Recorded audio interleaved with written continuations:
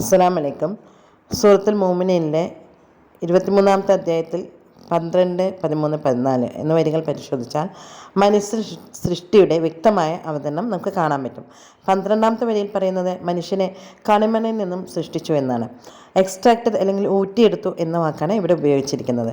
അതായത് മണ്ണിലുള്ള ലവണങ്ങൾ തന്നെയാണ് മനുഷ്യ ശരീരത്തിനും ഉള്ളത്.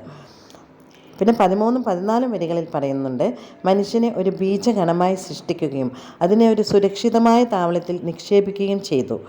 ശേഷം ഖുർആൻ പറഞ്ഞു, തുടക്കത്തിൽ ഒട്ടിപ്പിടിച്ചു നിൽക്കുന്ന ഒരു രക്തക്കെട്ട അല്ലെങ്കിൽ മാംസപിണ്ഡമായിരുന്ന അതിനെ എല്ലുകളായി രൂപം മാറ്റുകയും പിന്നീട് മാംസം കൊണ്ട് പൊതിയുകയും ചെയ്തിരിക്കുന്നു എന്നാണ്.